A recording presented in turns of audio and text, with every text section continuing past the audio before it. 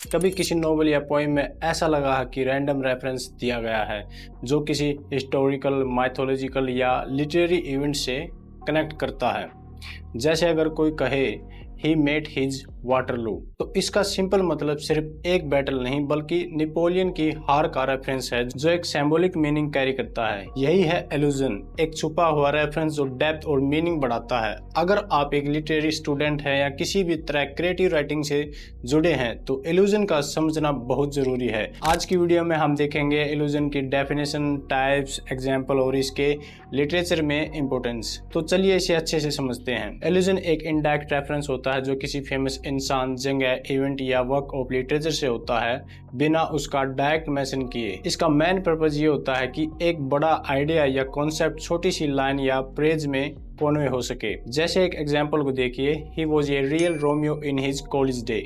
यहाँ Romeo Shakespeare के famous character का रेफरेंस है जिसका मतलब है कि ये लड़का बड़ा रोमांटिक था। इस लिटरेरी डिवाइस को और अच्छे से समझने के लिए कुछ लिटरेचर एग्जांपल देखते हैं। Shakespeareans allusion, the fault dear Brutus is not in our star, Julius Caesar. John Green ने अपनी novel the fault is our star का टाइटल शेक्सपियर के इस डायलॉग से लिया है जो फेथ और विल पावर का कॉन्सेप्ट एक्सप्लोर करता है।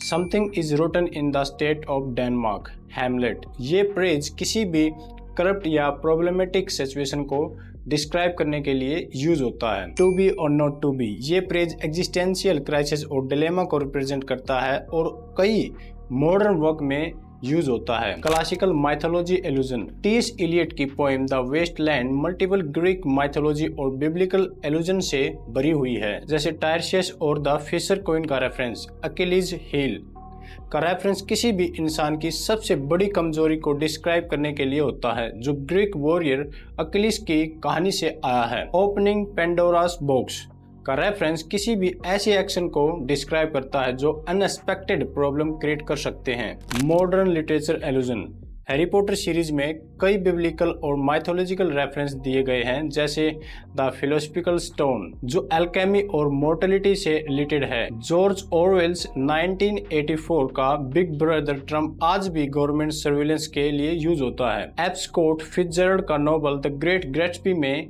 ट्रिमल्चियो का रेफरेंस दिया गया है जो एक एंशिएंट रोमन कैरेक्टर का अपनी लग्जरी और पार्टी के लिए फेमस था। ये गैट्सबी के एक्सट्रावेगेंट लाइफस्टाइल से मैच करता है। विलियम गोल्डिंग का novel the lords of flies biblical allusion से भरा हुआ है। जैसे आइलैंड को गार्डन ऑफ ईडन से कंपेयर किया जाता है और साइमन एक क्राइस्ट लाइक फिगर दिखाई देता है। पोएट्री एल्यूजन, रॉबर्ट फ्रॉस्ट की पोएम आउट आउट शेक्सपियर के प्ले मैकबेथ का एल्यूजन है जो लाइफ के शॉर्ट लिव नेचर को रिप्रेजेंट करता है। W.H. ओडेन की द शील्ड ऑफ एक्लिस एक डार्क रेफरेंस है ग्रीक माइथोलॉजी से जो वॉर और डिस्ट्रक्शन का सिंबोलिज्म देता है। टेनेसन की पोएम यूलिसिस ग्रीक माइथोलॉजी के हीरो ओडिसिस का एलुजन है जो एडवेंचर और ह्यूमन स्पिरिट का सिंबल है। एलुजन लिटरेचर में डीपर मीनिंग और इंटेलेक्चुअल रिचनेस ऐड करते हैं। क्या आपने इनमें से कोई एलुजन पहले नोटिस किया था? ये हो गया एलुजन होता क्या है। अब इसके कुछ टाइप भी देखते हैं। हिस्टोरिकल एलुजन, ये रेफरेंस किसी पास्ट हिस्टोरिकल इवेंट या फिगर से होता है। Example, he was acting like a Benedict Arnold. Benedict Arnold एक हिस्टोरिकल फिगर है जो बिट्रे कर चुका था, मतलब यहाँ किसी विश्वासघात करने वाले इंसान की बात हो रही है। माइथोलॉजिकल एलुजन, ये रेफरेंस मोस्टली ग्रीक, रोमन या नॉर्स माइथोलॉजी से होते हैं। Example, she had the beauty of Aphrodite. Aphrodite Greek goddess of beauty थी जिसका मतलब यह है कि लड़की बहुत सुंदर थी। बिब्लिकल एलुजन, ये रेफरेंस बाइबल के कैरेक्टर या स्टोरी से होते हैं। Example, this place is like the garden of Eden. यहाँ ईडन का रेफरेंस एक यूथोपियन पैराडाइस के रूप में दिया गया है। लिटरेरी एलुजन, ये किसी फेमस नॉवल या प्ले का रेफरेंस होता है। For example, he is a modern day Hamlet, always over thinking. Hamlet Shakespeare का एक ट्रेजिक हीरो है जो डिसीजन मेकिंग में हमेशा डिलेमा में रहता है।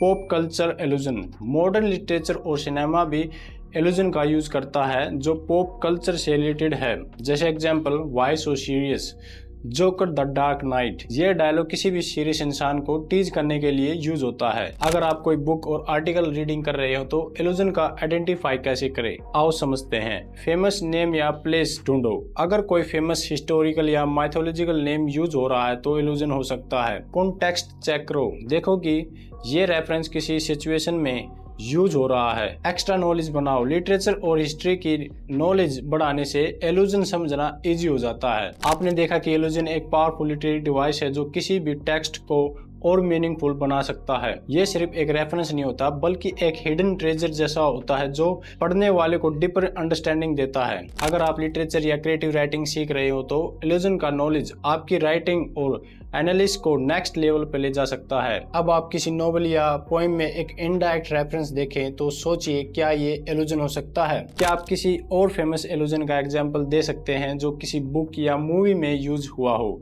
नीचे कमेंट में जरूर शेयर करना। अगर आपको ये वीडियो इंफॉर्मेटिव लगी हो तो वीडियो को लाइक जरूर करना और ऐसे ही इंटरेस्टिंग वीडियो देखने के लिए चैनल को सब्सक्राइब करना मत भूलना। मिलते हैं अगली वीडियो में, जब तक के लिए हैप्पी रीडिंग।